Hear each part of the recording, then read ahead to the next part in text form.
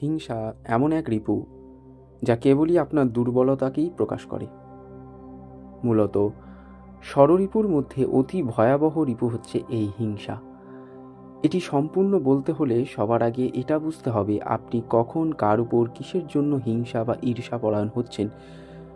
যদি এটা হয় যে কেউ একজন কোনো প্রতিযোগিতামূলক কাজে প্রথম কিংবা দ্বিতীয় স্থান কিংবা তৃতীয় স্থান অধিকার করেছে বলে আপনার হিংসা হচ্ছে, কিংবা কেউ কোনো ভালো কাজের জন্য সকলের কাছে প্রশংসিত হচ্ছে বলে আপনার মনের মধ্যে প্রচণ্ড ঈর্ষা হচ্ছে, তবে তার অর্থ এটাই দাঁড়ায় আপনি কোথাও না কোথাও নিজের মনে এটা জানেন যে সেই কাজটি আপনার দ্বারা কখনো সম্ভব না, আর আপনার পক্ষে সম্ভব না, অথবা আপনি সেই কাজটির জন্য উপযুক্ত নন, সেটা মানতে পারছেন না।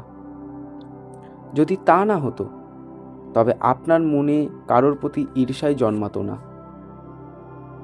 মাঝে মধ্যে আমরা অনেক সময় দেখি রাস্তায় বিভিন্ন গাড়ির পিছনে লেখা থাকে হিংসা নয় চেষ্টা করুন। জানি না কথাটা যিনি লিখছেন বা যিনি লিখিয়েছেন তিনি কতটা বিষয়টিকে বুঝে লিখেছেন, তবে কথাটি আমার মতে খুব একটি ভুল না।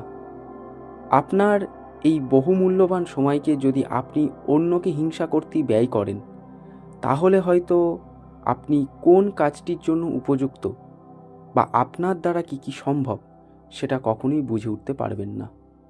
জয় গুরু, জয় মা।